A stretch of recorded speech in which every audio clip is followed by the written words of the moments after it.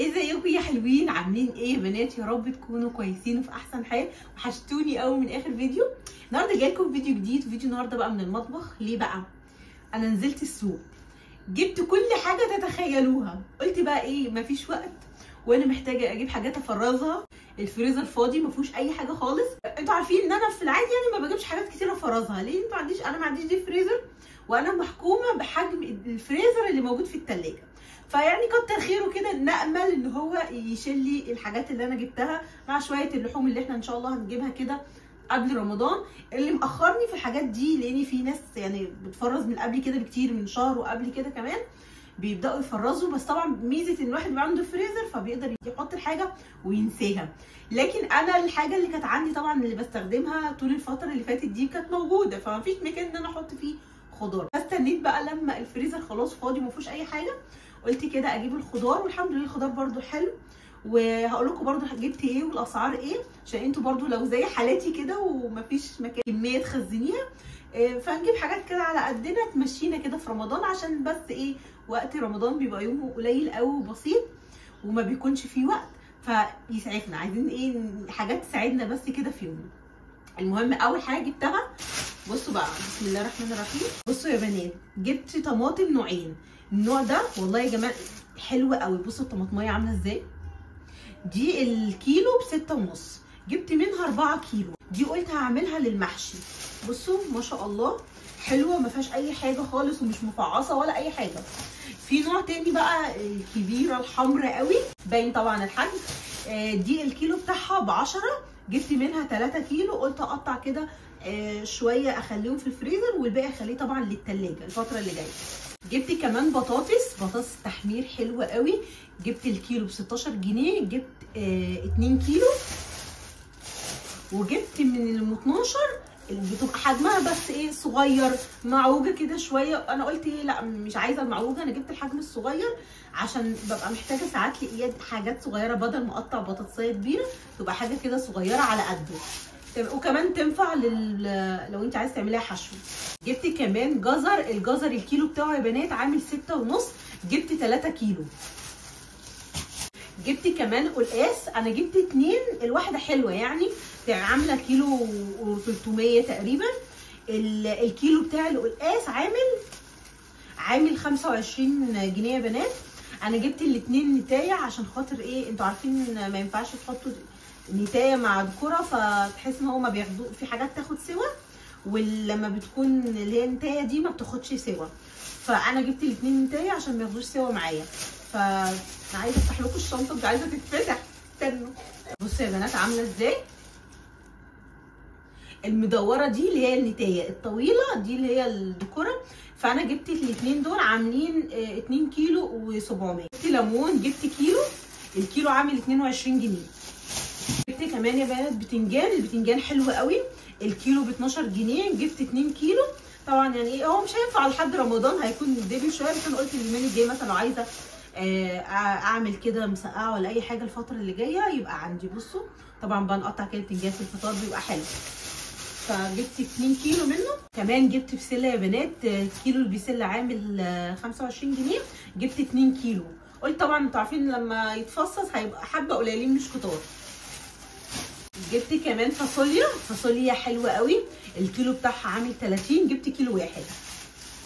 جبت كمان خيار، جبت كيلو واحد، طبعا ده للتلاجة، الكيلو عامل 14. جبت بصل احمر. اتصدمت بصراحه بعد ما رحت اللي عند الحساب وكده، بيقول لي الكيلو ب35. انا كنت خلاص عبيت بقى، فخلاص مش مشكله. جبت كيلو من البصل الاحمر ب35، والبصل الاصفر كترت بقى منه بصراحه، انتوا عارفين ما بنستغناش عنه، كان هحتاجه. بصوا جبت منه 3 كيلو، سعر الكيلو عامل 16 جنيه تقريبا، 3 كيلو ونص حاجه كده. جبت كمان فلفل اخضر اللي هو الرومي، الكيلو ب16 جنيه، جبت تقريبا كيلو شويه كده. جبت كمان يا بنات فلفل الوان في ب30 في ب35 على حسب البياع. انا جبته من البياع اللي جبت منه الخضار بيبيعوا ب30، جبت كيلو ونص ب45 جنيه. جبت كمان كوسه، الكيلو كوسه عامل 10 جنيه، انا جبت كيلو واحد بس كفايه. جبت شويه خضره بقى محترمين يا بنات. جبت سبانخ، بصوا السبانخ عامله ازاي. جبت 8 حزم سبانخ، وجبت طبعا الخضره بتاعتها، وجبت الشبت والبقدونس والكزبره، وجبت كمان سلق. يعني بصوا جبت كل الخضره اللي تتخيلوا. جبت كمان كرفس، قلت عشان اعمل شوربه خضار فيبقى عندي كرفس. فبصوا ما شاء الله خضره كتير اهي. بصوا يا بنات الخضره قد ايه ما شاء الله، 4 شنط خضره معايا ربنا في تنظيفهم.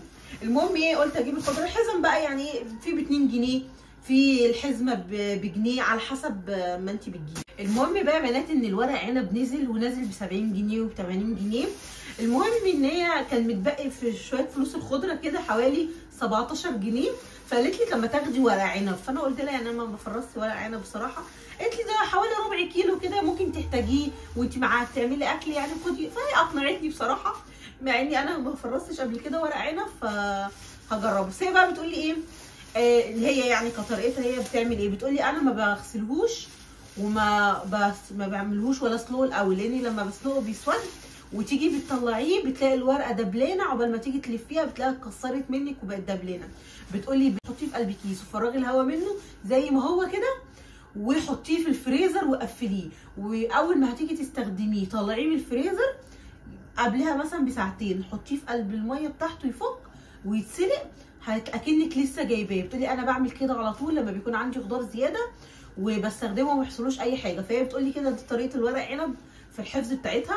فانا مش عارفه الكلام ده حقيقي ولا لا. المهم ادتني الحبه دول ربع كيلو، بصوا حلوين يعني. فانا قلت والله يعني هجرب هحطهم في الفريزر زي ما هي بتقول كده واشوف نظامهم هتلاقي والله باظوا يعني. خلاص ربنا يعوض علينا، طلعوا حلوين يبقى كان بيها نبقى نعتمد الطريقه دي.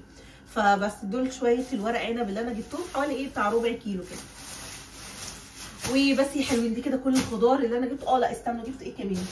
ده نسيت. بص جبت محشي، بس انا ايه بقى جبت بتنجان، بس انا دول عشان عايزه اعملهم في الغدا.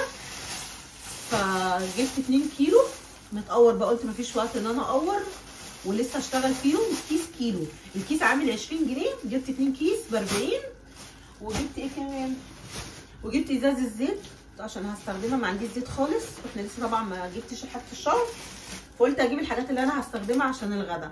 فجبت ازاز زيت صلايت ديت، جبت الازازه ديت ب 90 جنيه. وجبت كيس الرز ده ب 32 جنيه، اسمه المنامه. انا قلت انا هستخدمه في المحشي، فلو متكسره او حاجه فمش مشكله. فبس هي مش متكسره قوي يعني، بصوا حلوه مش وحشه يعني، النوع مش وحش. فده كده الحاجات اللي انا جبتها هنا. جبت كمان ايه بقى، قلت بما اني في السوق بتوع البلاستيكات والناس اللي بتبيع الورق والحاجات دي، جبت ورق زبده. الورقه الرول ده ب 8 جنيه في 3 متر. وجبت كمان اكياس، ما كانش عنده اللي هو المقفول الجاهز اللي بيجيبه، لقيت عنده فرداني. فجبت ربع كيلو، الكيلو عامل 120 جنيه. جبت ربع كيلو كده كده هبقى محتاجاه عشان ارص فيها الحاجات بتاعه التفريز دي. وبس بقى هشيل الخضار دي وتعالي نشوف هنعمل ايه. تعالوا بقى يا حلوين نجهز الغدا بتاعنا. حطيت كده شويه زيت وشويه سمنه، وطلعت عندي فراخ. قلت اديها تشويحه كده حلوه عشان تتشمع، وبعد كده احط بقى التوابل بتاعتي. عندي بقى التوابل اللي انا بحب احطها، حطيت طماطم وحطيت بصل وحطيت جزرايه، وابتديت بقى احط التوابل، الملح والفلفل، بهارات الشوربه، الحبهان، الورق اللورا. كلها كده منكهات تدي طعم حلو للشوربه وتخليها كده دسمه وطعمها حلو. حطيت ميه سخنه طبعا عشان تغلي، عشان خاطر احطها كده على الفراخ اول ما تتشمع كده وتقفل المسام بتاعتها. هسيبها بقى كده تغلي براحتها وتستوي زي ما هي عايزه. بصوا بقى ده كده المحشي اللي انا جبته. بصوا كان نفسي اكله قوي، بقالي كتير جدا ما عملتش محشي، وكان نفسي جدا اجيب كرنب، بس عايزه اقول لكم ما لقيتش ولا كرومبايه. انا ما اعرفش بصراحه ليه، يمكن عشان نزلت متاخر شويه. انا طبعا استنيت لما ديما جت من المدرسه وباباها جه طبعا من الشغل، عشان خاطر يبقى قاعد بديما واياد واعرف انزل، لاني طبعا انا مش هعرف انزل واشيل الشيله دي كلها اللي انا جبتها وحد معايا، وبالذات اياد. انا كان نفسي انزل الصبح جدا. الصبح طبعا تعرفين الفلاحين بيبقوا قاعدين كده في الارض وجايبين الخضار بتاعهم، والحاجات بتبقى لسه كده نازله معاهم. لكن ما بصراحه ما عرفتش، قلت لا انا مش هقدر انزل باياد وابقى شايلاه وماسكه شنط، مش هعرف خالص خالص، هحس ان انا كده اصلا مش عارفه اركز. فقلت لا خلاص انا هستنى حتى لو هنزل متاخر، انا كده كده ميزه عندي السوق ان هو 24 ساعه. الناس اللي ساكنه عندي، انا رحت سوق العمده، شارع اسمه العمده ده ناحيه الماريوتيه. ده بصراحه بتوع الخضار بيبقوا قاعدين المحلات 24 ساعه فاتحه، وبينزلوا خضار الصبح وبالليل، والخضار عندهم حلو قوي زي ما انتم شايفين. الخضار ما فيهوش اي حاجه، وفي ناس طبعا زي حالتي كده بتضطر تنزل متاخر، فهم عاملين حسابهم ان في اي وقت تنزلي تلاقي فيه الخضار. لكن طبعا الناس اللي بتبقى قاعده في الارض بقى، اللي بتبيع الورق عنب والخضار واللي هو الخضره والحاجات دي، دول معظمهم بيبقوا قاعدين الصبح. بس انا لما نزلت برضو كان في شويه ناس قاعدين كده، والناس اللي بتبيع جبنه القريش والمشي والحاجات دي كلها، برضو كانوا في ناس شويه لسه قاعدين ما مشيوش يعني. بس كنت نفسي والله اجيب، قلت اجيب حتى كرومبايه كده واظبطها واشيلها في الفريزر، هتنفعني مثلا في يوم عايزه اعمل كرومب في رمضان يبقى سهل كده. بس ما لقيتش بقى، قلت خلاص مش مشكله، يا اما بقى ابقى اجيبه جاهز، او في وقت تاني كده حد عدى من تحت البيت ابقى اجيب. فقلت بس خلاص هعمل البتنجان النهارده، احنا ملنيش قوي في الكوسه كاكل، بس انا قلت احط 2 3 كده عشان خاطر اياد. قلت اعملهم له طبعا بطريقه صحيه شويه، مش هعمله محشي معانا، هعمله له، هقول لكم عملته له ازاي. المهم بقى هنا الخضره بتاعتي شبت وبقدونس وكزبره، غسلتهم طبعا كويس جدا ونضفتهم. احب كده انضف الخضره الاول، عشان لو في ورق اصفر ساعات بيبقى في انواع مختلفه كده داخله في النص حشره نفسها، ما اعرفش ازاي. بس حطيت هنا كوبايتين رز. بص بقى بقطع بصلايه، الحركه دي بصراحه اتعلمتها من حماتي، ان هي بعد ما بتحط الخضره والرز بتقطع بصلايه كده، بتقولي بتخلي طعم المحشي حلو قوي. وانا بقيت اعمل الحركه ديت، بصوا بصلايه كده وقطعتها على طول يعني، غير طبعا البصل اللي هتبقى في التخديعه اللي هي طبعا خلطه المحشي نفسها.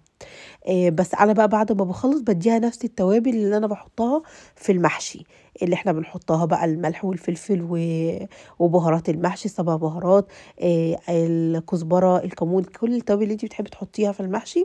طبعا كل واحد بيحب يحط التاتشات بتاعته، بحط منها بكميه كده بسيطه على الرز والخضره زي ما انتم شايفين. هنا بس الكاميرا فصلت فما كملتش بقيه التوابل. المهم حطيت لتر من الطماطم.